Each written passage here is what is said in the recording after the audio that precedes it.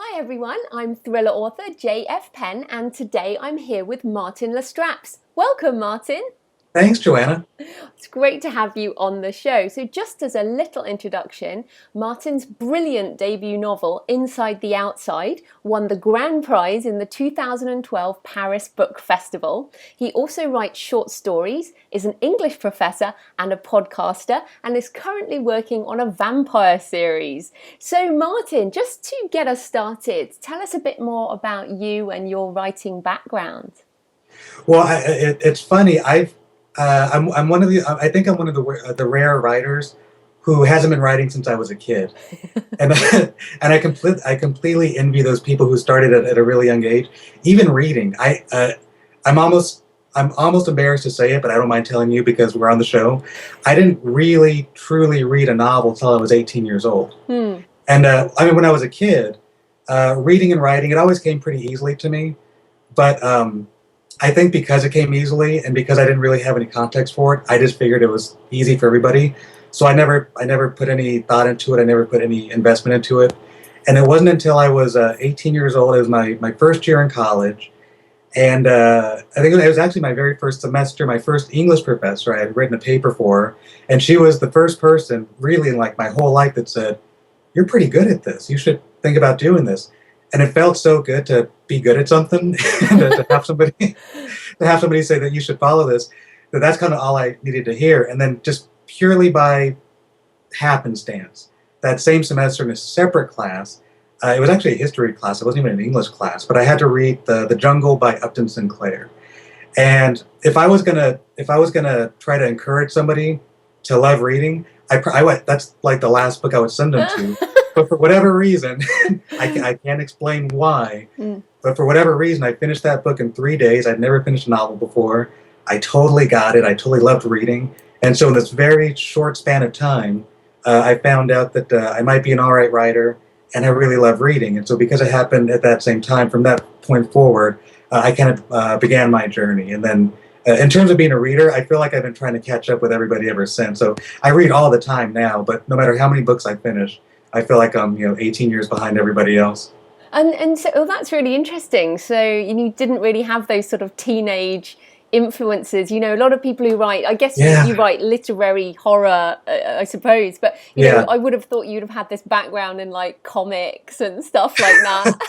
Oh, okay. That's the one thing that I can say that I do is when I was a kid, I loved comic books, Hmm. but even comic books, I never thought of that as reading because I loved the pictures. In fact, I thought I was going to be a comic book artist for pretty much my whole life until I was in high school. Hmm. And it wasn't until I figured out that I mean nobody told me, but in my own head I was like, I don't think I'm going to make a living at this. I better figure something else out. Like I was better than the other kid in my class, but if I was going to try to make a career of it. But anyway, I loved comic books, and I mean, I read the words in them, and I knew that Hmm. there were stories. But as silly as it sounds, it never occurred to me that there was a writer involved. Like I just Hmm. figured there was like an artist drawing pictures, and then some story kind of unfolded. So even when I was reading comic books, I never thought I like stories and I like writing. I just thought I like pictures. I love movies though, movies, comic books, Hmm. uh, professional wrestling. I still love, and I always give it credit for sort of informing a lot of my storytelling sensibilities because as sort of silly and campy and crazy as it can be, there's at its core it uses a lot of storytelling elements that without realizing it as a kid I was kind of absorbing. And even now when I write a book, sometimes I'll find myself reflecting on a particular wrestling match or particular feud with a good guy and a bad guy, and it sort of helps me tell the stories I want to tell. Oh, that's really cool. That's Yeah. interesting. And I Yeah. mean, what you're talking about there, like wrestling and stuff, that's a long way from Inside the Outside, which Yes. as I just said to you before we started recording, I read a few years ago, and it's still one of the books that sticks in my mind That's as really kind of you to say. as original and interesting. So it's about a girl who's part of this cannibal cult in Yeah. America. Yes. That's all one really needs to say about it. But so what was the inspiration behind the book? Uh, there's probably maybe if I really thought about it, there's maybe like two or three different inspirations. But I can start with the first one because this is the first kind of feeling that I remember. Like I've been a vegetarian for about oh goodness, close to 15 years, not quite, but really close to 15 years. And so when I first kind of became a vegetarian, it was when I was still in college, and I took this course. And to this day, I can't remember the name of the course, so I just think of it as the vegetarian course. But we learned a lot about. I think we were learning about like agriculture and farming and things of that nature. And the purpose of the class wasn't to turn out vegetarians. I just remember being like really affected by this stuff. The literature we were reading. But specifically, I remember reading about certain types of farms where certain abuses happen to animals when they're not properly farmed, and I was really affected by it. And for me, it was almost like reading a horror novel. And I thought this would be interesting, except I can't imagine anybody really caring about a novel about farms unless like it's so that was my only catch. I was like, well, this it feels like there's something here because it's dramatic to me and it's kind of scary to me, but it's I don't know if anybody else would care. And also about the same time, because I was an English major, so I was getting comfortable with the idea of allegory. I think I just kind of learned about allegories, and again, I chalk that up to being a late bloomer. I'm sure there's a lot of writers who learned that in grade school or something. But I was learning about allegories and this idea that you can write one story and it kind of represents something else. And so then I was like, well, animals maybe they're not interesting, but what if they were people? So what if I had like a people farm, and then all this stuff that I'm reading about animals, they were happening to people, and that sort of became like the first seedling of an idea. And then by the time it evolved into the book you eventually read, that it wasn't a people farm; it became a cult. But that was like the first idea of having like people and cannibals and kind of eating each other. The other primary inspiration comes from well, technically it comes from a documentary, but specifically it's the a really famous mafia hitman, or infamous, I should say, the Iceman, Richard Kuklinski. And HBO did a 3-part documentary on him probably about 15, 20 years ago. And he's this really terrifying guy who, before he ever worked for the mafia and was, killing people for money, he says that he killed probably like maybe 100, 200 people just because, he's like just not a nice person. And then eventually, I guess in the northeastern portion of the United States, some of the organized crime people caught wind of him. I don't know if it almost felt like he was like this amateur athlete, and the pros like saw what he was doing, and they said, would you like to kill people for us? We'll pay you for it. I'm paraphrasing, but that's probably what the conversation sounded like. And so he did. So he became this mafia hitman, and he killed maybe another 200 or 300 people before he was eventually caught by the authorities. So while he was in prison, HBO did this documentary on him. So I remember watching the documentary, and the third part of the documentary, it's the Iceman and the psychiatrist, and he's basically sitting down with an FBI psychiatrist type person who sort of analyzes criminals. And the idea was to kind of get into his brain and kind of figure out why he was doing the things he was doing. And one of the most fascinating things about the documentary to me was he was, for long stretches when he's talking, he was kind of charming. He was sort of likable. And if he wasn't talking about his crimes, you would almost completely forget that he'd done these awful things until he would remind you. There's a part of the documentary where he literally says, people watching this, they're going to get the wrong idea. They're going to think that I'm a nice guy, when really I'm the last person you'd ever want to meet. And I was so struck by that to have this person who, as I was watching it, I genuinely did kind of like him because I was forgetting that he did these awful things. And I thought, if I could somehow capture that, I don't know if I can, but if I could capture that in a story, a killer of some sort who does really bad things unapologetically, but still make the reader like them, I might be onto something. And so then at some point down the road, I merged those two ideas of having a likable character who does bad things and this sort of cannibal story, and eventually came up with what would become Inside the Outside. No, it is brilliant. And so why did you make the main character a girl? That was let me think. I was about to say it was sort of like, I'm avoiding the word marketing because I don't want to sound like it was like a shallow decision. But I was specifically aware in the initial idea. I thought she was going to be a serial killer. That was my original thought. And so when she was going to be a serial killer, I was thinking, there's not a lot of like iconic female serial killers. So just for the purpose of, and again, I was rolling the dice and hoping hoping that I was going to nail this character, and if I did, people might really remember her. And so in that case, if I make her a woman, then she would stand out against what's normally a larger crop of male serial killers. And again, since you were kind enough to read the book, as you know, she ultimately wasn't a serial killer. She's still a killer, but she wasn't a serial killer. But that was how she kind of became a woman. Or a young girl, really, teenager. Yeah, teenager. Well, and then it's interesting because her name is Timber, which Yes. which is a great name, and I do the same thing. Like my women are called Morgan and Jamie, both of which the names can be masculine or feminine. Oh, yeah, yeah. So I think that you've got the same vibe. You've got, clearly a girl, but still you've got some masculine elements, which I think comes across Yeah. in. I don't know if you even thought about that, but No, well, that's a great observation. I'll start taking credit for it now. yeah. but yeah, it is interesting. And what do you think about genre in terms of, obviously you've won awards, you're a literary writer, but this is Yeah. I mean this is literary horror. I mean it Oh, is horror, absolutely. right? Oh, yeah, yeah. It's definitely horror. Yeah. In terms of genre, I think I have mixed feelings. On the one hand, I love genre stories. Especially when I go to the movies. I love watching horror movies. I love watching sci-fi movies. I love supernatural stuff. When it comes to books, ironically, I don't want to say that I pay less attention to genre, but I kind of do a little bit. When it comes to books, I fall in love with authors and their voices and their prose. But if there's a really cool genre in there, I'm also happy to read it. I know that I know that there's some people out in the publishing landscape.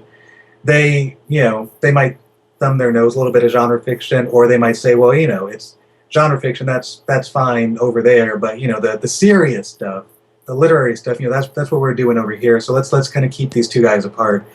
And so for me, I've always been of the kind of the viewpoint of I mean I want to be the best writer I can in terms of in terms of the words on the page. I like endeavoring to be a literary type author. Whether or not I succeed at it, that's for someone else to decide. But I do endeavor to sort of do that because a lot of my favorite writers, especially when I was studying English and discovering writers that I'd never heard of, they were these literary writers. So on the one hand, when I was in college, I was studying and learning and analyzing, writing papers about these literary authors.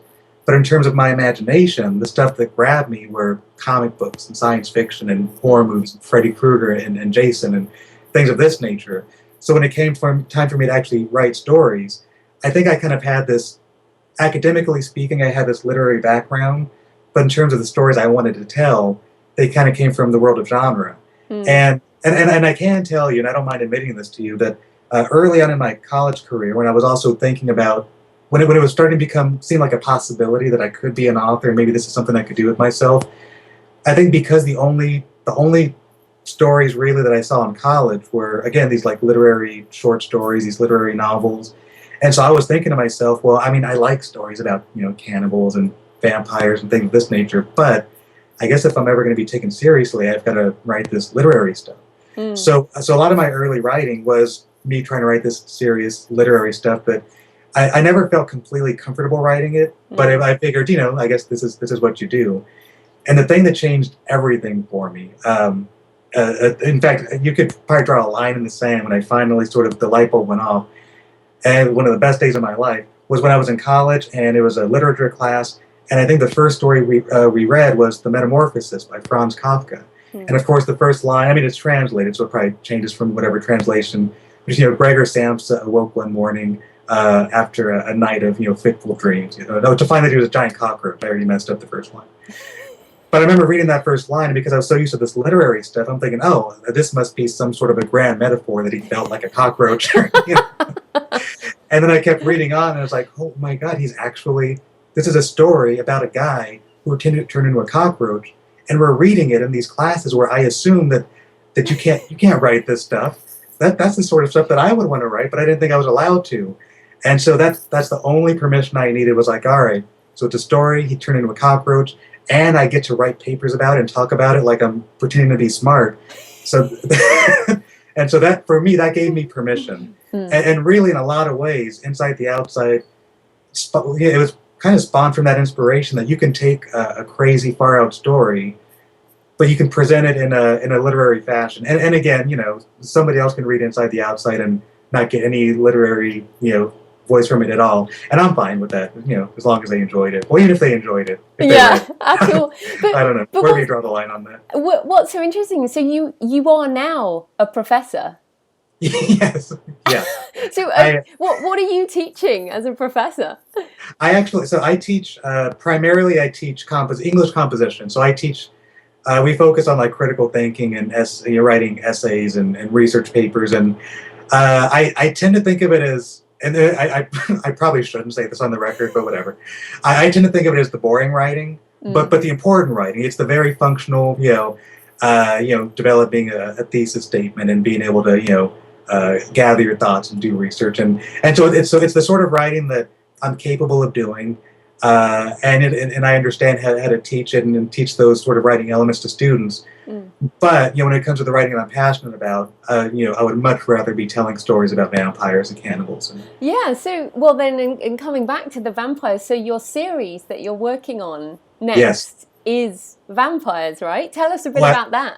Yeah. So I'm really excited about it. So it's a trilogy, and it's the first book in the trilogy. The first book in the trilogy. Pardon me, it's still early here in Southern California.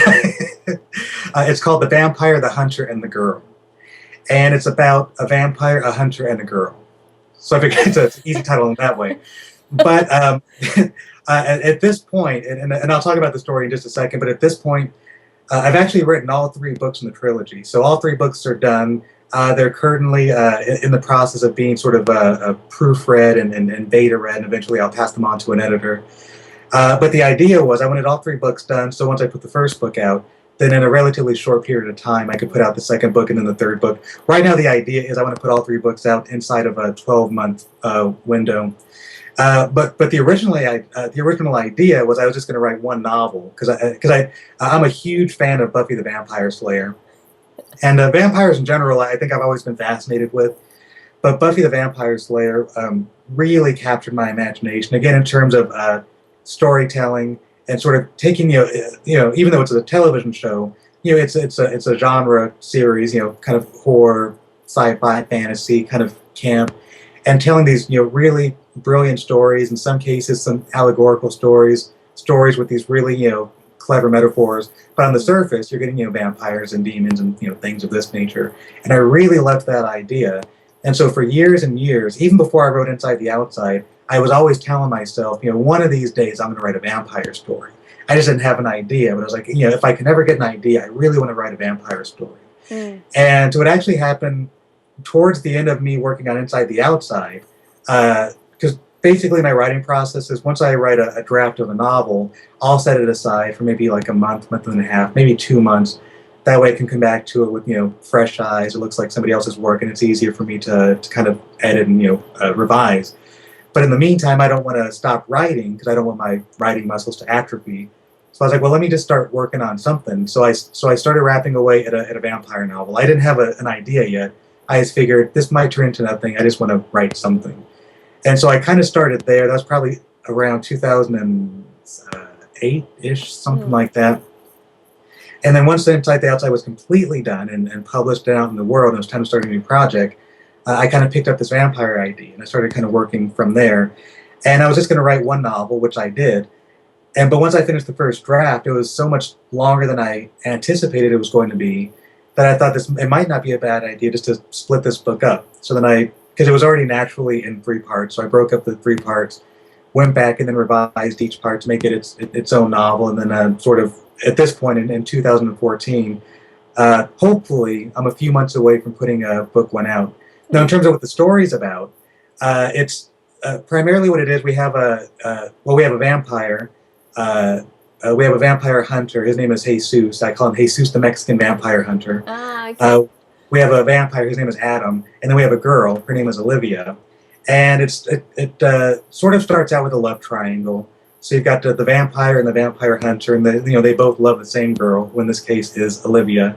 And Olivia, she's not a malicious person. She's just found herself that she likes this vampire and this vampire hunter. Now I have these 2 guys who they're natural enemies. We got the vampire and the vampire hunter, but they're also enemies in love because they're competing, for the same girl. And sort of through conventions of the story, the girl's life is put in grave danger, and the only way to save her is this vampire and this vampire hunter. They have to team up if in fact they want to save this girl that they both love. So they have to figure out a way to put their differences aside to try and rescue the girl that they love. And of course, the crux of it is, even if they successfully save her, at the end of the day, she can really only choose one of them. And so that story takes place over the course of 3 books. If it sounds vague, of course, as an author, you can imagine I was trying to hold back as many details as I could, but still, Yeah. But that becomes the story for the trilogy, and I'm terribly excited about it. No, it sounds great. And you've got a short story, haven't you, about Jesus, the vampire I hunter? do. Yeah. So what I did, I had this idea about a year and a half ago. When wearing my publisher hat, because I'm similar to yourself, I'm an independent publisher. So a lot of what I do is try to think like an entrepreneur and try to figure out how best to sort of market myself and how best to make people aware of what I'm doing. And so when Inside the Outside, after it came out, and as you were kind enough to mention, it's enjoyed some success and it's won some awards. I started to get this anxiety of they seem to be enjoying my book and they seem to know my name, but my next project's not done yet. And so there was this anxiety of they're going to forget who I am. They're going to forget that they enjoyed my book. By the time this vampire book comes out, I'm going to have to start from scratch. So then I thought, well, maybe as a nice bridge, even though the book's not done, I do have these first 2 chapters, and I feel like they're good enough that I could show them to people. So I've got these 2 shorts. The first one is called Adam and Olivia, so that's the vampire and the girl, respectively. And the second short is Jesus, the Mexican Vampire Hunter. And essentially, those were the first 2 chapters of the novel. So I figured I'll put these out as shorts, and if people, hopefully, people will discover them. In the very front, I put a note that lets them know these are actually the first 2 chapters of a forthcoming novel. So then that way, if they like the shorts, they'll know about the novel. And so the idea was to kind of bridge them. Consequently, now that the book is almost done, I've revised them enough that they're not exactly the first 2 chapters.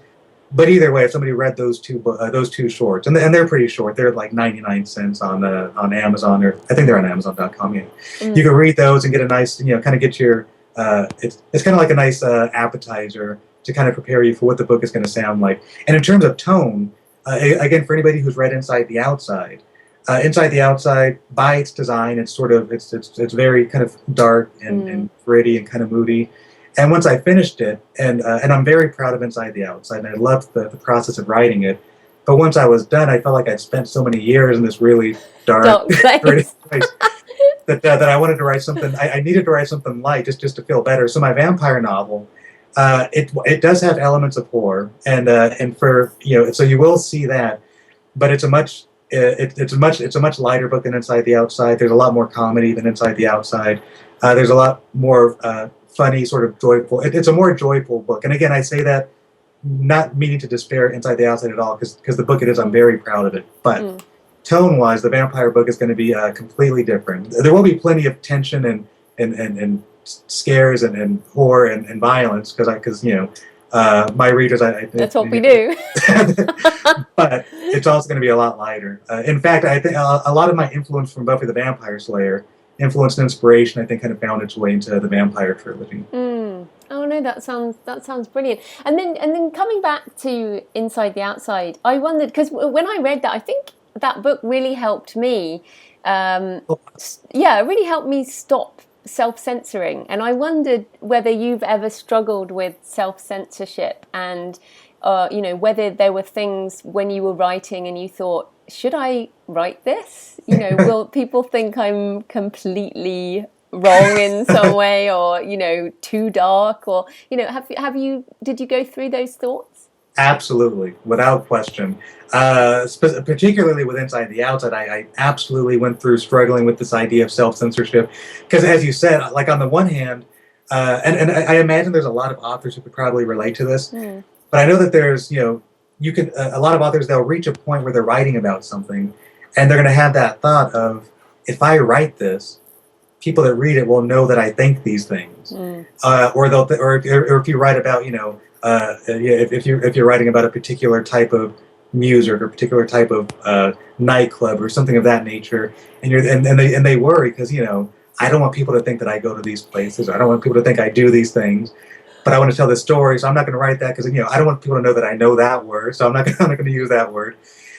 So I had all those same thoughts. In terms of inside the outside, well, actually, I'll go back one story before that to really kind of give you an idea of what helps me out a lot. It was again when I was in college. I was fortunate that a lot of my epiphanies came out while I was in school, and I was taking it was a creative writing class, but it was ultimately like a memoir class. It was a creative nonfiction class. And so the professor, his name is James Brown. He's a brilliant writer, brilliant memoirist. Wrote a wonderful memoir called The Los Angeles Diary, and I'd recommend anybody read it.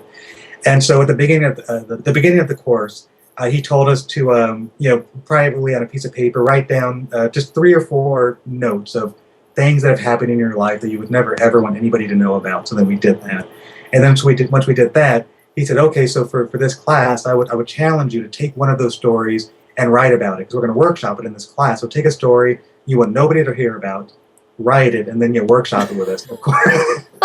And so, of course, I was like, I don't want to do that any more than anybody else in the class wanted to do it. But then I thought, I'm trying to learn how to be a writer. I should really challenge myself. So let me go ahead and do it.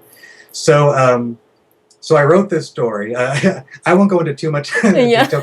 It's a little bit embarrassing. But at the very least, it was a story it was about the first time that I went to a strip club to pay to pay money to sit by a stage and watch women take their clothes off. And it was I was 19, and it was a very embarrassing story. But I figured I'm going to go ahead and write about this.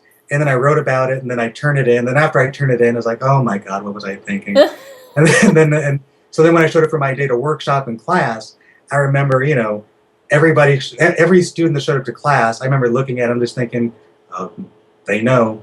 Oh my God, he knows. She knows. Oh, this is so embarrassing. Why did I do this? And I was like, I think I was literally shaking in my desk. I was like, why did I do this? This is so stupid. I should have just made up some stupid story about my first day of first grade or something. But then the most amazing thing happened was that the students, they really loved the story. Nobody made me feel embarrassed. Nobody made me feel uncomfortable. They were very complimentary of it. And in fact, there was at least 2 or 3 other students in the classroom that, thought my experience was so funny because they were like, the same thing happened to me. I can't believe it happened to somebody else. And that was a really important light bulb moment for me, which was, if you're willing to be honest and not censor yourself, more likely than not, other people are going to get it. They're going to enjoy it. And they're just going to appreciate the honesty.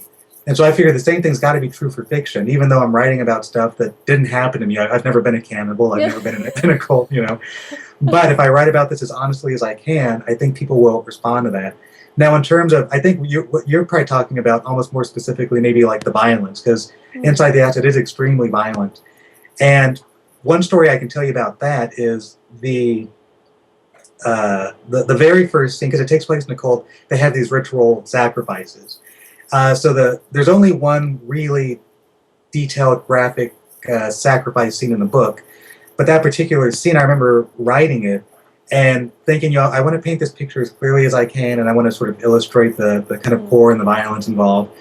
And so I remember as I was sort of imagining it and writing, sort of, so my imagination was about 5 or 6 seconds ahead of my, my fingers on the keyboard. And then I reached a point, I forget exactly what it was, but I reached a point of violence in the scene where I stopped typing, and I thought, well, I can't write that. Yeah. Oh, that's awful. Oof. No. Let me not write that. And then almost as soon as I had the thought, I thought, well, you know what? I just had the thought, and it made me uncomfortable. So if it made me uncomfortable, then maybe I should write it, because I'm not trying to gross people out just for the sake of making them uncomfortable. But if I had an idea that made me feel that so strongly I had to stop typing, I think I owe it to myself to put this in the book and sort of, offer that to the readers. And, consequently, I mean, there's been, readers like yourself who've been really kind in terms of how you've spoken about the novel. And I've heard from, plenty of other folks who were completely put off by the violence and they didn't enjoy it. And whatever, I can live with that. But that said, I wouldn't change it at all. And I would definitely, and I would even encourage any writer who might be listening to this that to not censor yourself. And if you do find yourself, not wanting to write something, but if you're personally affected by it, you might very well owe it to yourself to keep that in the story. Because I mean, it means that you stumbled onto something powerful, and you'd be cheating yourself and probably the reader for not including it. Yeah, and it's good to hear. And I had the same thing with Desecration, and it all stemmed from a feeling of being very uncomfortable with human Yep. body parts in a anatomy museum. And I was like, why do I feel so disturbed by these body parts? Why Yeah. why is that when I know they're not human? Anymore. I mean, they are human, but they're not Yes. alive. Why do we Yes. get so squeamish about dead bodies? And I mean, in a way, like your ritual after they're dead, they're just meat. Yeah. Why is it so disturbing? And it's so fascinating to explore those darker things. But one of the questions I had for you was, so I started off writing Desecration feeling very disturbed, and as I wrote about it, that feeling went away, and of course the people reading it feel disturbed. But Yeah. do you think Yes. do you think we somehow inoculate ourselves to I think it so. by Yeah. writing it? Yeah, absolutely. I think you said it much better than I could because with Inside the Outside, by the time I'd gotten to say maybe the third or fourth draft, basically when it was almost done, I'd spent so much time with it, and basically I was the only one reading it. I don't know if there's more than two people walking the earth at the time who really had seen any of it. So for all intents and purposes, I was the only person sort of living in this world. So I'd been there for so many years that I would go back to the cults and I would write these violent scenes or I would read about them and they would have no effect on me. When I talked about that early draft and I felt that powerful thing of like, oh, I can't write that. That was completely gone. And I'd become so, as you said, inoculated. That's a great word. I'm going to start using that today.